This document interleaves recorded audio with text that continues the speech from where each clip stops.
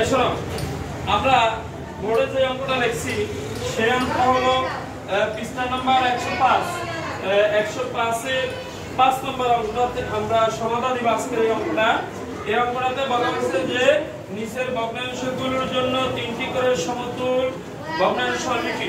কয়টি? 3টি করে। তাহলে সমতুল ভগ্নাংশটা কি? সমতুল ভগ্নাংশটা হলো যার ভগ্নাংশ উপর নিচে সমান সংখ্যা দিয়ে ভাগ করলে ভাগশেষ থাকবে না। কি থাকবে না?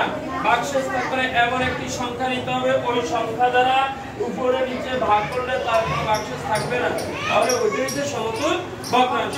এবার একটু বড় দেখো, এখানে আমি লিখছি পৃষ্ঠা নাম্বার 5 এর 5 নং। তাহলে এখানে হচ্ছে কি ভগ্নাংশ, সমতুল ভগ্নাংশ, সমতুল ভগ্নাংশ, সমতুল ভগ্নাংশ। এবার দেখো এখানে দেখো আমরা এটাকে সমতুল ভগ্নাংশ কিভাবে তৈরি করি। দেখো 2 এর ডবল কত? এই 2 এর ডবল কত? 2 এর ডবল কত? বলো 4। 2 এর ডবল কত? 4। 1 এর ডবল কত? 2। এবার আসো এরপরে কত? এই 4 এ মানে 2 দিয়া এটা 2 এর লগে 2 যোগ করলে 4। তাহলে 4 এর লগে 2 যোগ করলে কত? 6। 2 এর লগে 1 যোগ করলে কত? 3।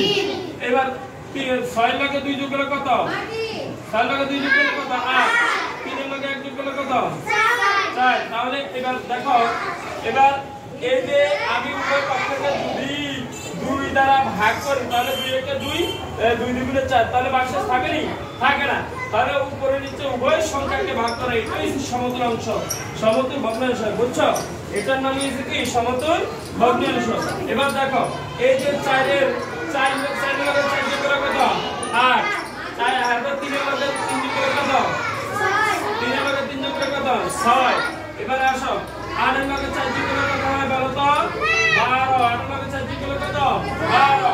12 এর লগে 6 এর লগে 3 যোগ করে কত? 9। 6 এর লগে 3 যোগ করে কত?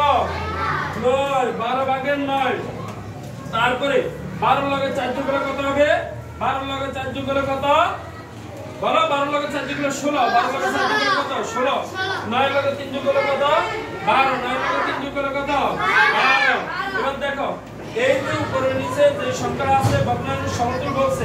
ভগ্নাংশ সমতুল হলো এমন একটি সংখ্যা নিতে হবে ওই সংখ্যা দ্বারা উপরে নিচে ভাগ করলে কোনো ভাগশেষ থাকবে না। এটার নাম হলো সমতুল ভগ্নাংশ।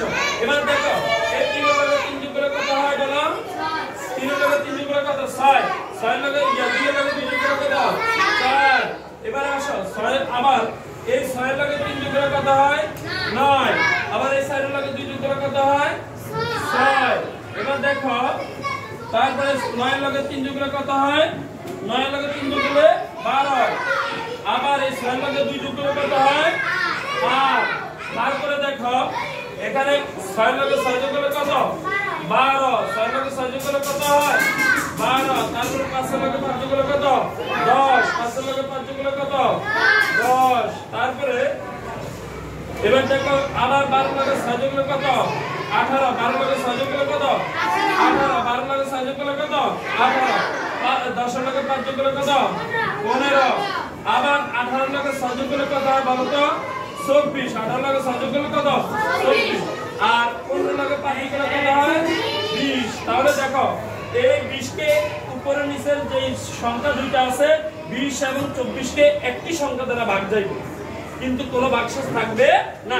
বুঝা গেছে? তাহলে এটার নাম হচ্ছে সমতুল ভগ্নাংশ। এখানে যতগুলা সমতুল ভগ্নাংশ এইটাই সমতুল ভগ্নাংশের নিয়ম। কথা ক্লিয়ার? বুঝতে পারছো? তুমি এই যে যতগুলা সমতুল ভগ্নাংশ আছে তুমি আলাদা আলাদা ভাগ করে দেখো। যেমন এই 18 দিয়ে ভাগ করো। যেমন 18 দিয়ে 6 দিয়ে ভাগ করো।